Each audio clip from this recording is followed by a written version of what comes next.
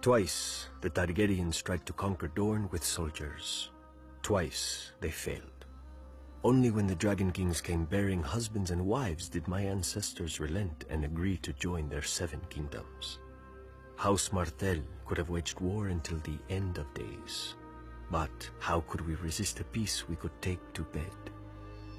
For centuries, the Iron Throne had no more loyal ally than the princes of Dorne. Since we had never fallen to them, we kept our ancestral title. Perhaps this is what drew Rhaegar Targaryen to us. His royal parents had not produced a sister for him to wed, so he had to look elsewhere for a princess. And there was only one in Westeros, Elia of House Martell, my sister. She was not the most beautiful woman in the world or even in Dorne, but rare for a woman from our land. Her flower came with no thorns. She was kind and clever, with a gentle heart. I loved her. I feared for her. For years I fended off lesser men from her. But when Rhaegar came, even I failed. He was beautiful and the crowned prince of the 7 kingdoms.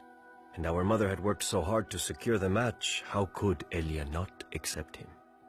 They were wed, and he took her from her home, from those who loved her and would die for her, and locked her in his red keep above his sty of a city surrounded by false friends. She bore him a daughter and a son, though each almost cost her her life. Elia loved Rhaegar. She obeyed him, and he chose to steal away Lyanna Stark, a pale northern girl whose veins ran with ice like all her people. Instead of disciplining his faithless son, King Aerys executed the Starks when they came seeking justice, and ignited a revolt. I know how the Maesters describe the war now, but calling it Robert's Rebellion does not change what it was. The War of the Usurper. Dorne sided with the Crown, for when we swear oaths, we keep them. We needed no threats from King Aerys, though he made them anyway, locking Elia and her children in the Red Keep to ensure our loyalty. Even in his madness, he knew that no true Dornishman would ever take up arms against our beloved princess, and that we would fight to the death for whichever side she was on.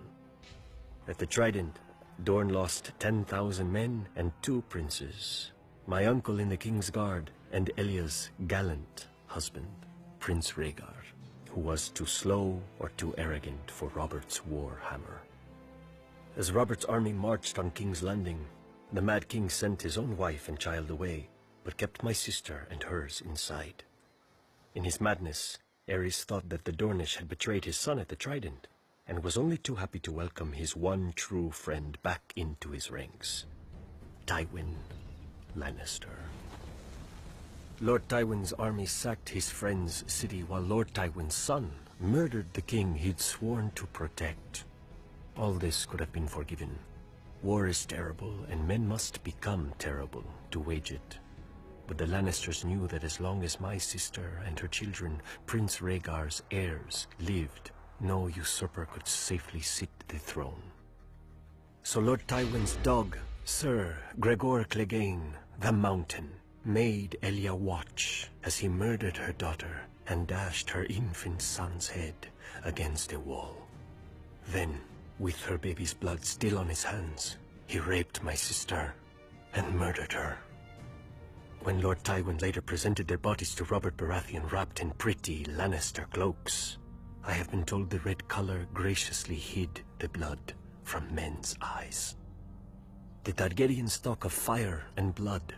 In Dorne, our blood is fire. If Robert Baratheon had dared set foot in Dorne during his reign, he would have lost the foot, and it is not even him we blame for Elia. The Lannisters think their gold buys them power. The Lannisters think their mountain buys them strength. But if they want peace, they cannot buy it with mountains of gold or one mountain of steel. They must pay in blood.